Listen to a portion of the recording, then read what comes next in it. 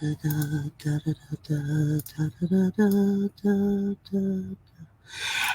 kia ora, Helen Brahms here, coming to you live from Sun City in Arizona. Hope you're having a super fantastic, sparkling start to Winning Wednesday. Yes, that day of the week we get to celebrate our wins for the week, even though we should be celebrating them as they happen. It's always good to keep that winning mindset, because when you've got that winning mindset going, it fuels your energy to get to the next win. And then that win fuels your energy it's that forward momentum thing that keeps on going. And for those that you've been messaging me this morning asking me how I'm doing, I am doing super fantastic and sparkling. Thank you. Whatever it was that was trying to take over yesterday with the horrible headache thing that I had for most of the day, along with the blocked sinuses and everything else, I loaded up like crazy yesterday on my vitamin C, on my supplements, on my oil supplements as well.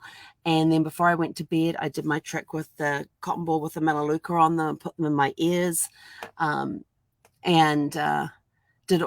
my breathe oil just under my nose here so I could breathe that up into the sinuses. I took my oil supplements before I went to bed. One of them was for allergies, and and my On Guard, which is really good for the immune system. And I actually went to bed. I was in bed before 9:30 last night, which lately has been really rare. It's the bedtime I always aim for. And so I read for a little bit, but I was like super, super tired. I read for a little bit, and then the tiredness, I think I got maybe a couple of paragraphs read, and I was just like, I can't even concentrate on what I'm reading.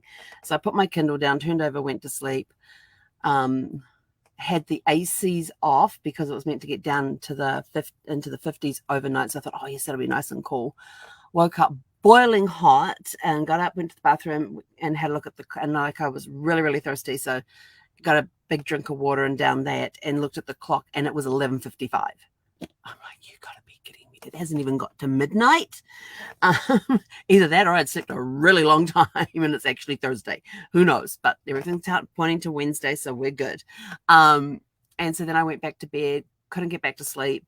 So I thought, okay, since lately I've been going to bed around 11:30, let's try reading and going back to sleep that way. And so I read for a little bit and then turned over and went back to sleep. So I made it like it was a normal bedtime thing, read for a little bit, turned over and went to sleep. And slept another couple of hours, slept like 2 hours, got up again. Headache had gone. The headache had gone when I first woke up, but I was still just had a heady feeling. So the sinuses were all blocked and everything else. They are still slightly blocked, but nowhere near as bad as yesterday. So we've had the hot drinks already this morning. We're keeping up with the oil supplements, keeping up with the vitamins and the minerals supplements that we've got as well. ODing on vitamin C like crazy today to get rid of the last of it. But I woke up, and so when I woke up after 2 hours of sleep, got up, had another drink of water, went to the bathroom, back to bed again, went back to sleep. And did I wake up another time? Yeah, I woke up because I woke up 3 times after I'd went to bed. And the same thing was every time was get up, go to the bathroom, have a drink of water, go back to bed. Except for the first time when I read, because it's bedtime time. Buddy had probably thought 9:30. Oh, we're just taking a nap. Shows how to practice I am for going to bed at 9:30. Oh, we're just taking a nap. Like at 11:55, it's sort of like, oh, it's bedtime now, so we can get ready for bed. Okay. So I woke up 3 times, but when I woke up and the alarm actually woke me this morning, and when that woke me up this morning, I was like, I feel pretty good. Felt so much better than so much more energy today. We've had an active morning already. Zephy did not surface until 7:54 this morning. I'm like, there is natural light going into that bedroom from the skylight by the shower there, which is right by the bedroom door. And she slept till 7:55. And I'm so like, well, she's going to sleep. I'm not going to wake her until 8 o'clock when we have to get moving. So we just got back from our walk. She's looking at me like, I was awake. I was just seeing what time you're going to come and get me. Is that what you were doing, Zeffy girl? Yeah, she knows she's being talked about. But, we got up, had our walk and everything else. We're now back. I've had some hot drinks this morning. And now I'm getting ready to go onto the training call at 9 o'clock. And then I'll have some breakfast, and then I have my accountability. It's accountability day today. Yay. So that's basically it. And your tell your story question today, we have changed it. What is one winning experience in life you have gone through? Now, we've gone through many winning experiences over life. Some of them we may not even realize were winning experiences. But one of my biggest winning experiences was when I was 16. The guidance counselor came through. It's the second last year of high school in New Zealand. The guidance counselor goes through all the students to find out, what they wanted to do the following year, because the following year was the seventh form year. Were they leaving at the end of the end of that year, or were they staying on for an extra year? And to give you some idea, our 13th year at high school, our 13th year of school in New Zealand is equivalent to the US first year of university here, because we do 3-year degrees in New Zealand, not 4 years. And so they wanted to find out, who was leaving at the end of the year, what they wanted to go into, what career they wanted, and all of that. And I remember telling my guidance counselor that I was going to go and join the Air Force. I'd already made up my mind when I was 14, that I was going to go and join the Air Force. I was going to be an accountant because I really enjoyed accounting at school, and I thought that would be a really cool thing to go into. And I'd already spoken, by the time the guidance counselor got to me, I'd already spoken with the Air Force recruiting officer. And he was looking through, and I'd printed up my resume and all of that sort of stuff. And I had to be 16 and a half on day of application. And so this was after I turned 16 and a half, which would have been July of 83. Yeah. June of 83, July of 83, well, whatever. Birthday next month, figure it out.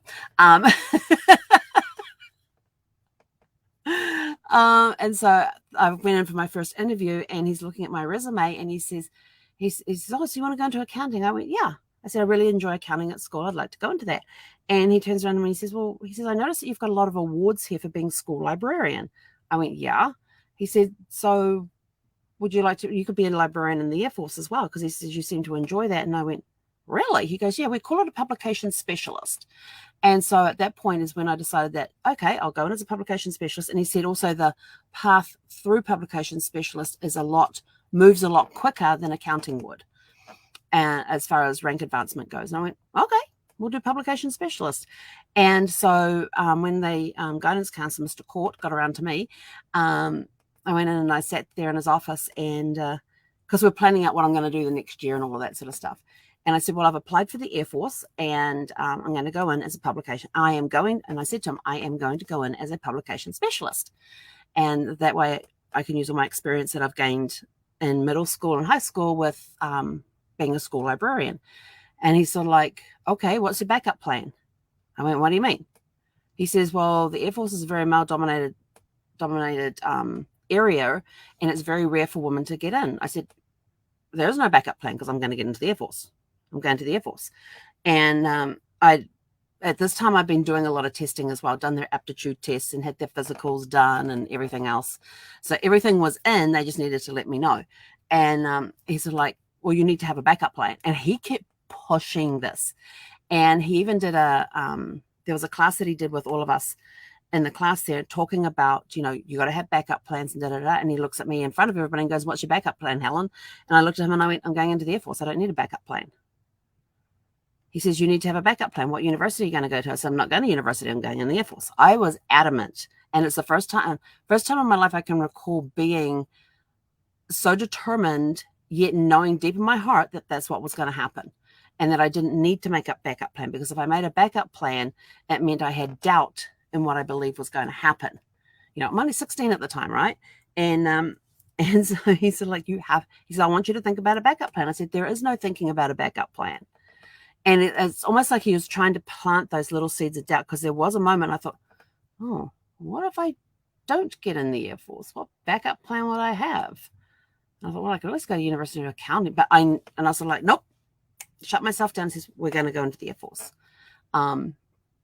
And so whenever he asked me, I was always, I'm going in the Air Force. I do not need a backup plan. And the funny thing is that just before my 17th birthday, he was the one that came down, pulled me out of the class I was in, which was, what class was I in? It was a math class, statistics, and told me that I had been accepted into the Air Force and would be going in sometime the following year. They didn't have a date yet for my boot camp. So that was kind of cool. And I went and sat back down in the class like I was just, and there was only like about 7 or 8 of us in the class at the time. And I went back and I was sort of like bouncing up and down, and they could see on my face, they're sort of like, what happened? And I said, I just got accepted into the Air Force. And I sat down in my chair, went, oh, and I suddenly went, oh, I got to go tell my mom. And the teacher just looked at me and said, go. So I ran up to the office, called my mum who was at work, and let her know. And I didn't know where my dad was. I didn't call dad. No, I didn't call dad. Because I didn't know, I couldn't remember if he was out on the road at the time or not. And this is well before mobile phones. So I called the doctor's office where my mum worked and let her know, and then went back to class. So that to me was a huge win, because I had somebody constantly telling me I wasn't going to get into the Air Force because it was a male-dominated place. They very, very rarely take women. So I needed to have a backup plan and all of that. And I was determined I was going to go into the Air Force. There was just absolutely no doubt in my mind. There was that little moment where I thought, well, what if I don't get in? Maybe I could go do accounting in university. And then that immediately I squished that and went, no, you're going in the Air Force. So to me, that was one of my biggest wins in life, was making that decision to go into the Air Force. And when I was like 13 or 14, and sticking to my guns all the way through. And then I was almost 17 and a half when I went in on the May intake the following year. I missed the January one. I went in on the May intake the following year. So, but that was one of my biggest wins in life. So what's one of your biggest winning experiences that you've had? Write it down. Let us know. I gotta go. Have a super fantastic, sparkling, winning Wednesday. Remember to celebrate your wins today as they happen, because they become the most memorable wins when you celebrate them. And we will see you back here around 6 p.m. this evening, Mountain Time. So have a super fantastic, sparkling day. Hei konara.